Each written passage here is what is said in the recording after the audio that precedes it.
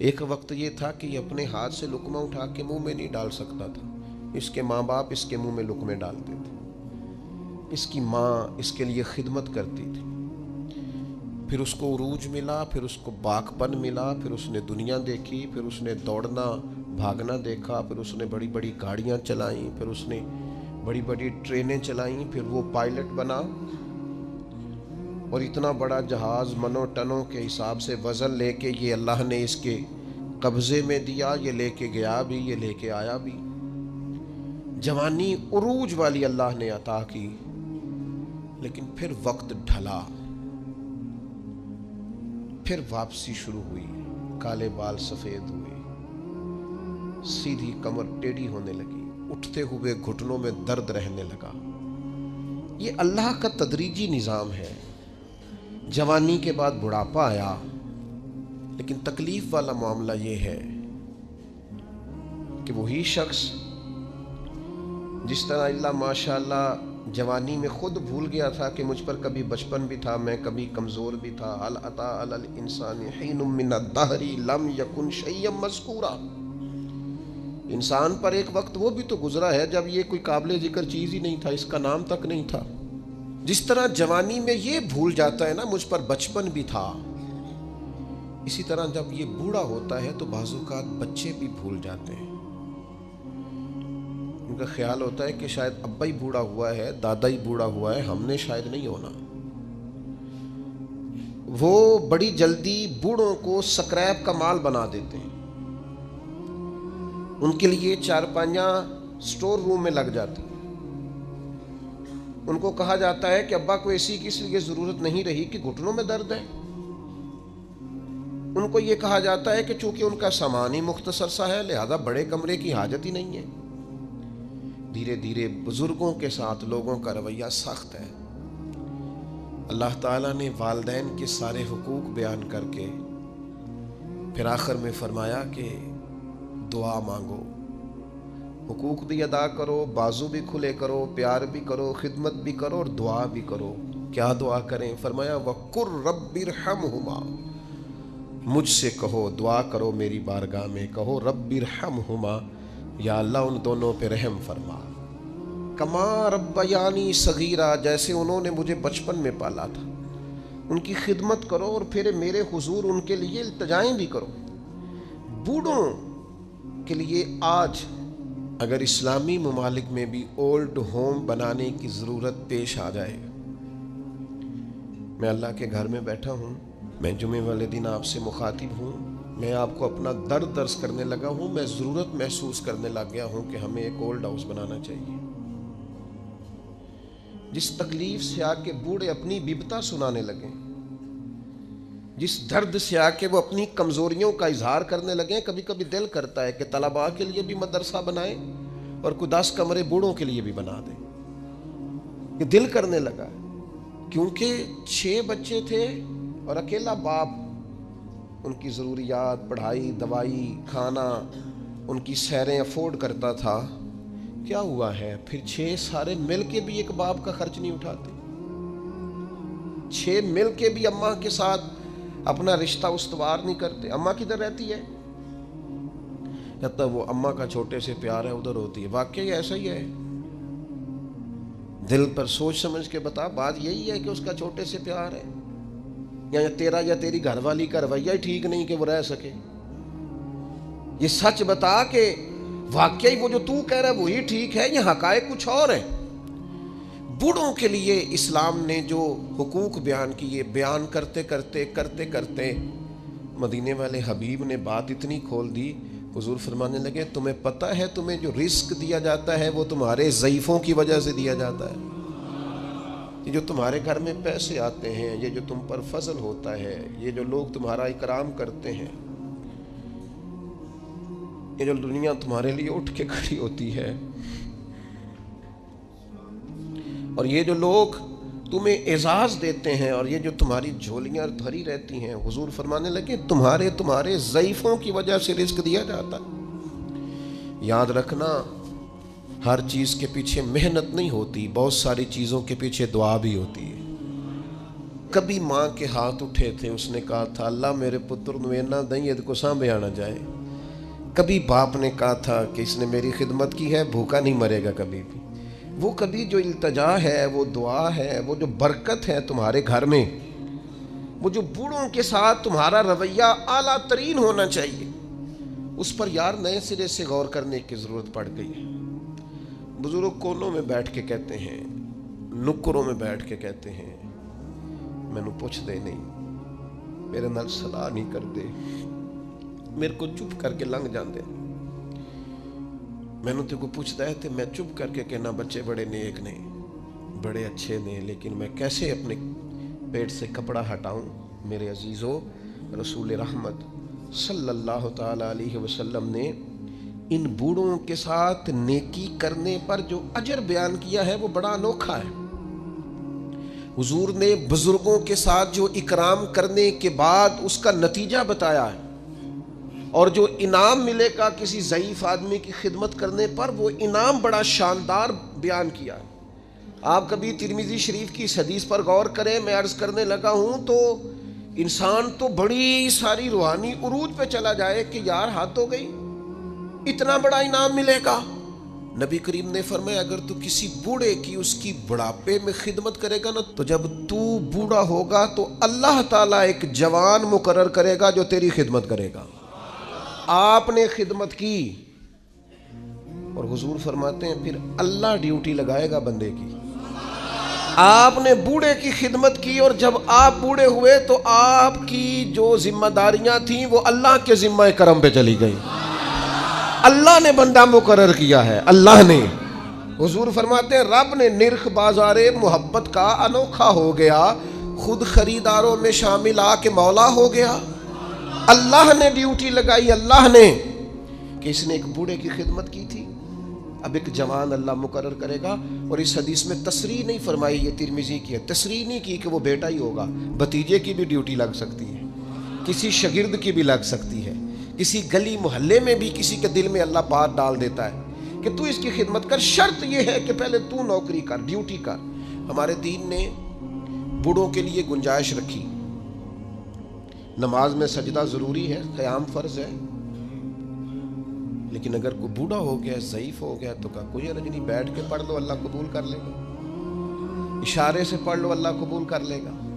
تم اگر حج نہیں کر سکتے، صحت اجازت نہیں دیتی، فرض ہے، سرمایہ ہے، تو کسی کو بھیج کے کرا لو۔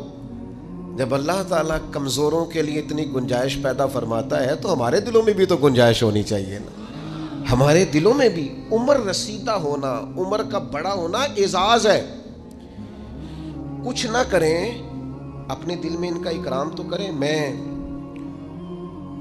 بعض ایسے کم نصیب لوگوں کو بھی جانتا ہوں جو بوڑھوں کا مذاق اڑاتے ہیں، ان کے ذوف کی وجہ سے اپنے لیے وہ ہنسنے کا سامان کرتے ہیں، ان کے منہ میں دانت نہیں رہے تو یہ اس بات کو بطور شغل کے اپنا لیتے ہیں، اٹھنا بیٹھنا ان کے لیے دشوار ہے، تو یہ بعض بوڑھوں کو غصہ دلا کے چڑھا کے خوش ہوتے ہیں۔ نبی پاک علیہ السلام نے فرمایا جس نے 3 لوگوں کی عزت کی وہ سمجھے میں نے اپنے رب کی عزت کی۔ اللہ کا اکرام کیا، بخاری مسلم میں حدیث ہے، اللہ کا اکرام کیا۔ یا رسول اللہ کس کس کا؟ فرمایا جس نے عدل کرنے والے بادشاہ کی عزت کی وہ سمجھے میں نے اپنے رب کی عزت کی، اور جس بندے نے قرآن پاک کے عالم کی عزت کی، دین کے عالم کی عزت کی، وہ سمجھے میں نے رب کی عزت کی، اور فرمایا جس نے بوڑھے مسلمان کی عزت کی سمجھے میں نے اپنے رب کی عزت کی ہے۔ اس اکرام کو آپ غور سے دیکھیے، یہ کتنا بڑا اعزاز ہے، یہ کتنی بڑی فضیلت ہے کہ اگر کسی بوڑھے کو، میں آپ سے عرض کروں، میں یہاں دوست مجھ سے ملتے ہیں تو بعض اوقات ان کو مرتب ہو کے کھڑا ہونا پڑتا ہے اور ایک کے بعد دوسرے کو آنا پڑتا ہے، تو میں اکثر دوستوں سے کہتا ہوں بزرگوں کو پہلے ملا لو۔ اس کی وجہ یہ ہوتی ہے کہ بوڑھے آدمی کے لیے کچھ زیادہ دیر کھڑا رہنا بھی مشکل ہوتا ہے، اور ان کے اعزاز کے بھی خلاف ہے، ان کی طبیعت کے بھی خلاف ہے کہ آپ ان کو آپ آگے بڑھ کے ملیں، کیا حرج ہے؟ آپ ان کی سفید داڑھی کا اکرام کریں جس کی اللہ بھی حیا فرماتا ہے۔ آپ اپنے سے عمر رسیدہ لوگوں کا اکرام کریں گے تو ان کی عزت تو ہوگی، آپ کی تربیت بھی نظر آئے گی۔ آپ کو لوگ دیکھ کے کہیں گے کہ ماں باپ نے سینچا ہے، اساتذہ نے توجہ دی ہے، مشائخ نے تربیت دی، آپ بزرگوں کے لیے اپنے جذبات کو نرم کریں، آپ ان کے حق میں اپنی رائے کو عمدہ کریں، آپ اپنے دل میں ان کے لیے گنجائش بنائیں، خدمت کے لیے آگے بڑھیں۔ ایک بوڑھے آدمی آئے حضور علیہ السلام کی عالی مرتبت بارگاہ میں، تو کچھ لوگوں نے انہیں جگہ دینے میں تھوڑی تاخیر کی، تو اللہ کے رسول نے تنبیہ فرمائی۔ نبی کریم علیہ السلام فرمانے لگے جو چھوٹوں پہ رحم نہ کرے اور بڑوں کا احترام نہ کرے وہ تو ہم میں سے ہے ہی نہیں۔ ہم نے تو سکھائی ہی رحمت کرنا ہے اور ہم نے تو بتایا ہی اکرام کرنا، تو جسے نہ چھوٹے پہ رحمت ہے، دیکھیں نا بڑوں کی بھی ڈیوٹیاں ہیں، ان کو بھی سختی سے منع کیا چھوٹوں پہ رحم کرنا، ان کو بھی تاکیداً منع فرمایا، اور چھوٹے سے کہا تم نے اس کا اکرام کرنا ہے۔ مجھے بتائیے کتنا حسین سنگم بنے گا، کتنا شستہ عمل بنے گا، اور کس قدر خوبصورت ماحول بنے گا۔ بڑا شفقت ہی کرتا جا رہا ہے اور چھوٹا احترام ہی کرتا جا رہا ہے۔ انداز کتنا انوکھا ہوگا، خوشبو کتنی پھیلے گی، ٹھنڈک کتنی ہوگی، اس کے اندر حسن کتنا چھلکے گا۔ تو میرے عزیز اپنے بزرگوں کا، ضعیف لوگوں کا کچھ اکرام کریں۔ بعض لوگ کہتے ہیں ابا جی سخت بڑے ہیں، اور بہت سارے ایسے لوگ ہیں جو ابا جی کی سختی کا بیان کرتے ہیں، حالانکہ وہ ان کا افسر بھی سخت ہے، حالانکہ انہیں زندگی میں کئی ایسے لوگ ملتے ہیں جو بڑے سخت ہیں پر ان سے کام ہوتا ہے نا، لہذا ان کی سختی قابل قبول ہوتی ہے۔ تو ابا جی سخت ہیں، جب بچپن میں آپ کو پال رہے تھے تب سخت نہیں تھے، جب وہ روز موٹر سائیکل پہ بٹھا کے لینے جاتے تھے، چھوڑنے جاتے تھے اسکول میں، تب سخت نہیں تھے، جب زندگی کے 20-25 سال تیرے لیے صبح سے شام تک مزدوریاں کر کے رزق کما کے لاتے تھے اور پرانے کپڑے پہن کے تجھے نئے پہناتے تھے، تب سخت نہیں تھے۔ ایک بزرگ کا فرمان یاد رکھنا، بڑا نفع دے گا۔ وہ فرمایا کرتے تھے ماں باپ کی سختی برداشت کر لو، انشاءاللہ پھر ساری زندگی کسی اور کی سختی سہنی نہیں پڑے گی، پھر اللہ تعالیٰ آسانی کر دے گا، پھر تمہیں اس تکلیف سے گزرنا نہیں پڑے گا۔ اور پھر میں عجیب منظر میں دیکھتا ہوں زمانے میں کہ یہ سب کا خیال ہے کہ ہماری عزت ہو، تو بھئی آپ بھی تو کسی کی کریں نا۔ یہ سب کا خیال ہے کہ ہمارا اکرام کیا جائے تو آپ بھی کسی کا کریں۔ یہ سب کا خیال ہے کہ میں ایک ٹائم آئے جب میں سینئر سٹیزن بن جاؤں اور میں بوڑھا ہو جاؤں اور بزرگ ہو جاؤں، تو بھئی آپ بھی کسی کا اکرام کریں تاکہ اس وقت آپ کے لیے بھی آسانی بنے۔ بوڑھوں کے نرم دل، ان کا جی چاہتا ہے کہ ان کی عزت ہو، ان کی طبیعت چاہتی ہے کہ ان ہاں ایک الگ بات ہے کسی میں عاجزی کوٹ کوٹ کے بھری ہوئی ہے، وہ کہتا ہے نہیں نہیں جی ضرورت نہیں، لیکن بزرگی تقاضا کرتی ہے کہ اکرام کیا جائے، احترام کیا جائے۔ علامہ اسماعیل حقی لائے ہیں روایت، ایک شخص نے آ کے عرض کیا تھا حضور میرے رزق میں برکت نہیں، تو حضور فرمانے لگے کہیں تو بوڑھوں کے آگے آگے تو نہیں چلتا، تو بزرگوں کا گویا احترام کرنا شروع کر دے، اللہ تیرے رزق میں برکت پیدا فرما دے گا۔ لیکن ہماری طبیعت یہ ہے کہ ہمارے اندر وہ خاص جذبات پیدا نہیں ہوتے، ہمیں وہ آج ایسے لوگوں سے سابقہ پڑتا ہے اور ایسے لوگوں کو سنتے ہیں جو مزاجن بے ادب ہوتے ہیں، طبعاً بے ادب ہوتے ہیں، تو ہم یہ ادب، یہ احترام، یہ چھوٹی سی قید ہوتی ہے، تو ہم چونکہ کسی قید کے قائل نہیں، آزاد جینا چاہتے ہیں، مرضی سے اٹھنا چاہتے ہیں، مرضی سے سونا چاہتے ہیں، مرضی سے آنا جانا چاہتے ہیں، تھوڑی سی قید ہمیں بھاری لگتی ہے۔ یاد رکھنا اگر زندگی میں بزرگوں کا احترام کریں گے، اکرام کریں گے، آپ کو پتہ ہے اسلام نے کچھ احکام بیان کیے، کچھ لوگ گفتگو کر رہے تھے حضور کے سامنے، تو نبی پاک نے فرمایا جو تم سے بڑا ہے پہلے اسے بات کرنی دو۔ کچھ شریعت نے فقہا کے لیے خاص احکام بیان کیے، مثلا ایک شرعی مسئلہ ہے کہ نماز کی امامت کرنی ہے، اب امامت کے لیے 2 لوگ یا 3 لوگ مل گئے ہیں، تینوں ہی حافظ ہیں، تینوں ہی قاری ہیں، تینوں ہی مسائل نماز سے ایک جتنا آگاہ ہیں، تینوں کے اندر اللہ تبارک و تعالیٰ نے صلاحیت رکھی ہے کہ بہترین انداز میں امامت کر سکتے ہیں، اب تینوں موجود ہیں، ترجیح کس کو دینی ہے؟ تو فقہا نے لکھا دیکھ لو عمر کس کی زیادہ ہے، اس کو مصلی پہ کھڑا کر لو۔ یہ بھی ایک وجہ فضیلت ہے، یہ بھی ایک وجہ اعزاز ہے، اور عشاق کی اپنی بات ہے، عاشق اپنے رنگ میں بات کرتے ہیں۔ ایک عاشق نے کہا مسئلہ اس طرح ہے کہ جس کا زمانہ ہم سے آگے ہے نا، اس کا زمانہ نبی پاک کے زمانے کے قریب ہے، تو ہم تو اس لیے بھی کرام کرتے ہیں کہ اس کا زمانہ رسول پاک کے زمانے کے قریب، ہم زیادہ بعد میں آئے ہیں تو اس کا زمانہ حضور کے ظاہری زمانہ مبارک کے قریب ہے، لہٰذا ہمارا عشق تقاضا کرتا ہے کہ جس کا زمانہ حضور کے زمانے کے نیڑے ہے ہم تو اس کا احترام کریں گے۔ تو آپ مجھے بتائیے، جب اپنے سے سینئر کا اس لیے احترام کیا جا رہا ہے کہ اس کا زمانہ قریب ہے، تو پھر صحابہ کا کتنا کوئی احترام ہوگا، پھر اولاد رسول کا کتنا کوئی احترام ہوگا۔ صحابہ تو وہ صحابہ تھے جن کی ہر صبح ہی صبح عید ہوتی تھی، کیونکہ خدا کا قرب حاصل تھا، نبی کی دید ہوتی تھی۔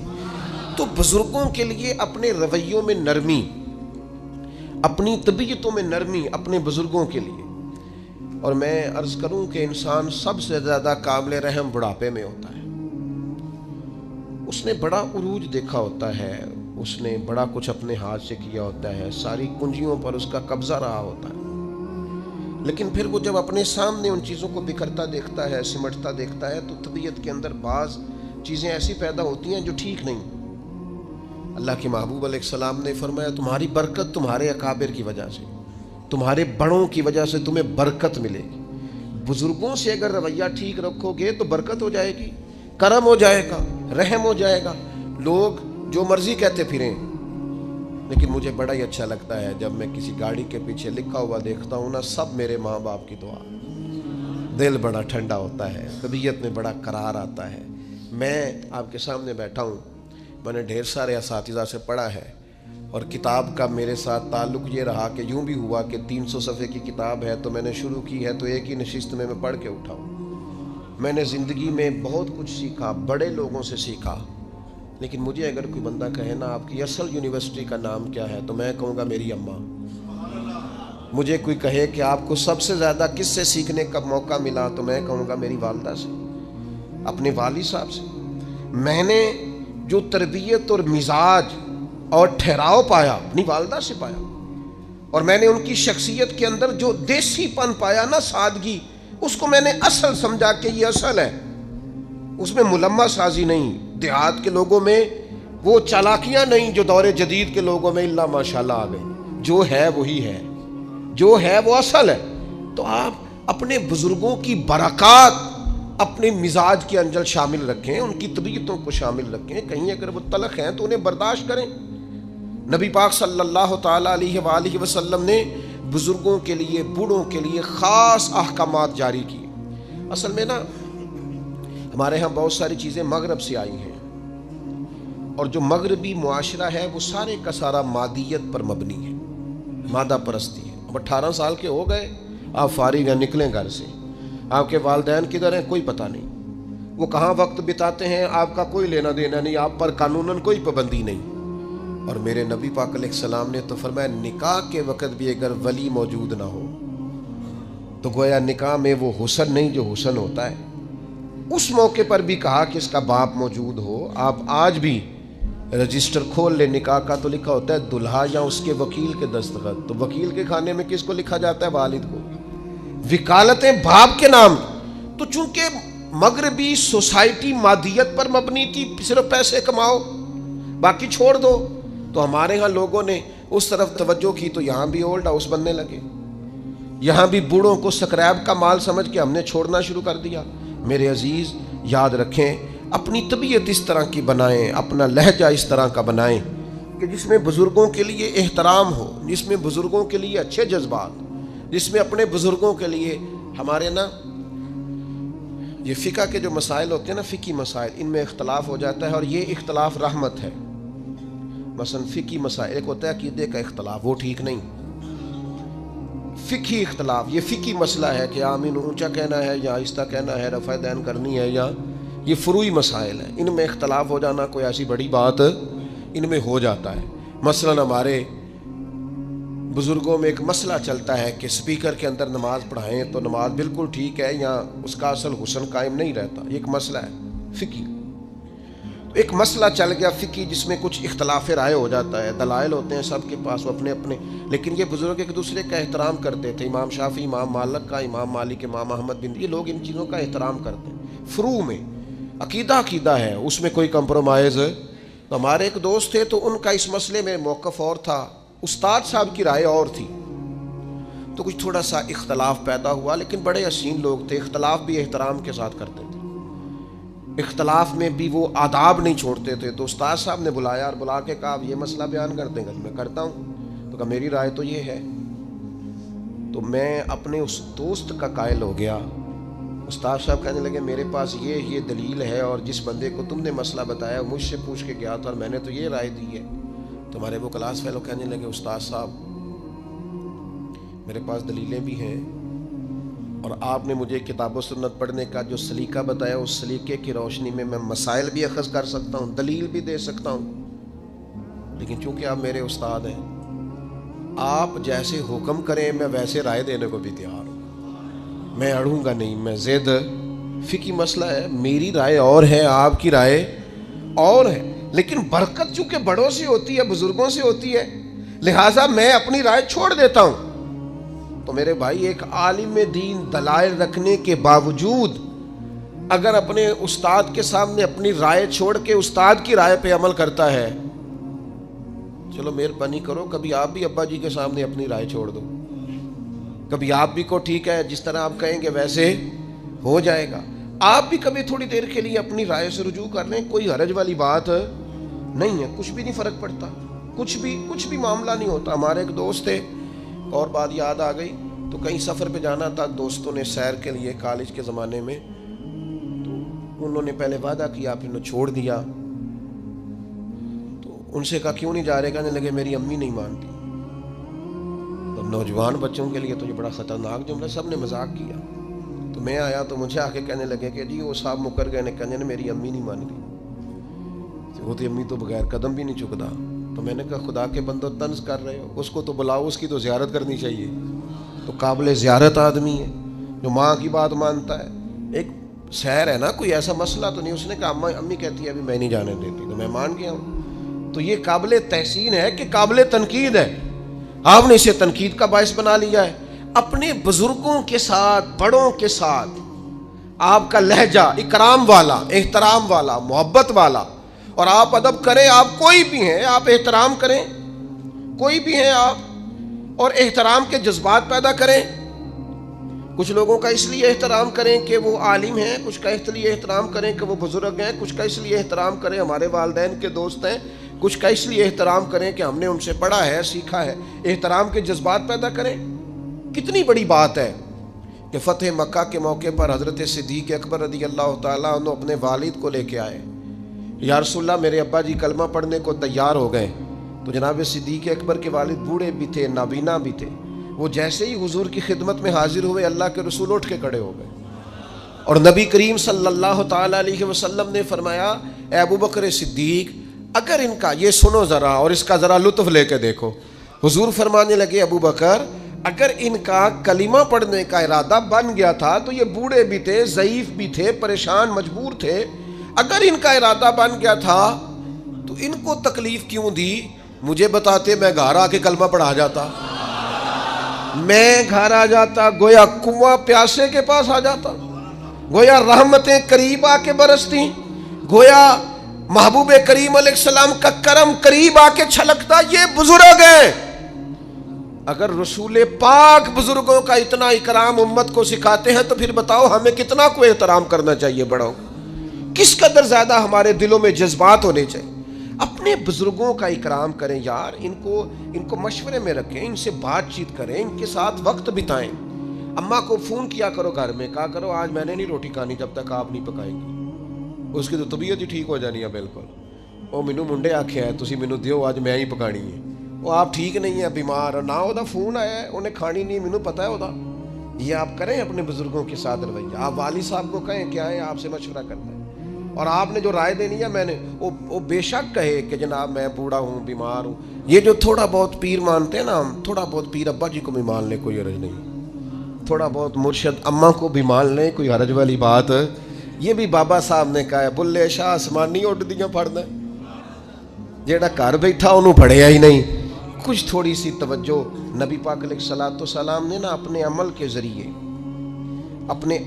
ذریعے بڑوں کو, بزرگوں کو اعزاز دینے کا ہمیں طریقہ بتایا. بزرگوں کو اعزاز اپنی عملی سیرت کے ذریعے. حضرت ابو بکر صدیق بھی بیٹھے تھے, حضرت عمر بھی بیٹھے تھے, حضرت ابو عبیدہ بن جراح بھی بیٹھے تھے. حضرت ابو عبیدہ بن جراح ان سب سے عمر میں بڑے تھے. تو حضور کے پاس پانی تھا، کوئی مشروب تھا پینے کا، تو سرکار دینے لگے تو سب سے پہلے حضرت ابو عبیدہ بن جراح کو دیا.